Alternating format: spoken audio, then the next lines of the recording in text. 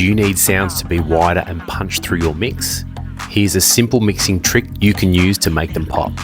The Haas Effect works on pads, vocals and sound effects, but I love to use it on percussion to add width without messing up my groove. Let me show you how. I've seen a few videos explaining this point, but I feel like most of them don't break it down clearly enough. So here's my take, simple and to the point, and also easy to use in your own tracks. The Haas Effect is a trick where our brain perceives two identical sounds that are played slightly apart in time, usually between 1 and 40 milliseconds, making our brain believe that it's one sound, and therefore a wider stereo image. So anything after 40 milliseconds though will be perceived as an echo. Keep in mind that it will be very wide, and the beauty of this trick is that it's actually mono. Stay until the end to find out why the delay timing is super important to get this trick working a treat. I've got a little bit of a drum groove here.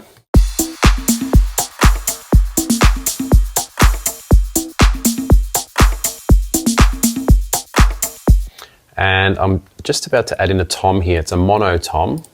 Sounds like this. In the mix, it sounds like this.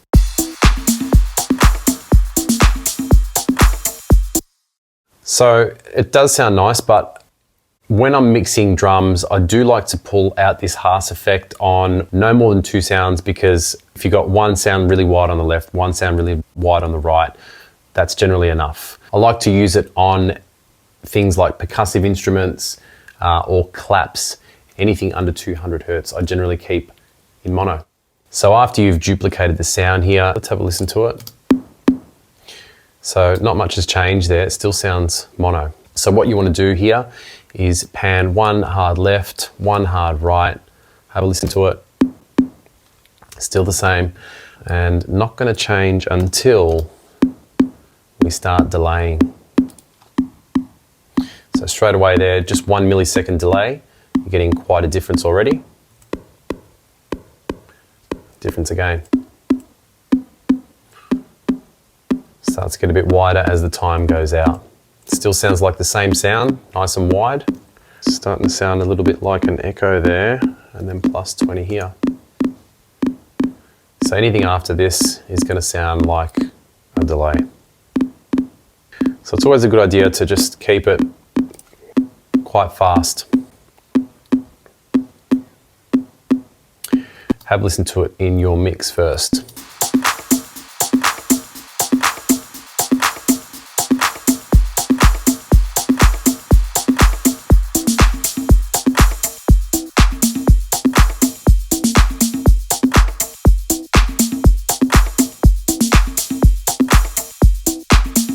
All right, so the reason that I like doing it in this view as well, even though you can put a delay on the track, is that I can just go -1, -6, -2, -5.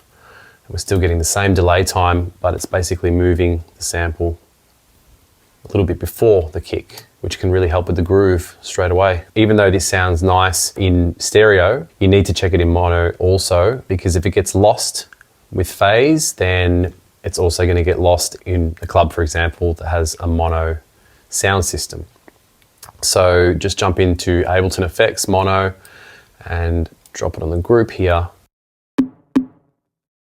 I'll give you an example of when it doesn't sound tight. So let's just go a little bit tighter here. That sounds weird compared to, you're losing it a little bit there.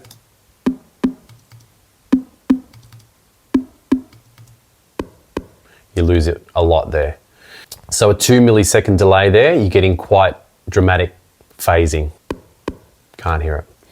So if we go back to how we had it, which was 2 and 5, 7 millisecond delay sounds great on this.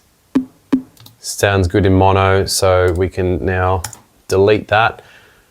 Okay, now we can have a listen to our drum groove in the mix. Might need to bring the volume down slightly.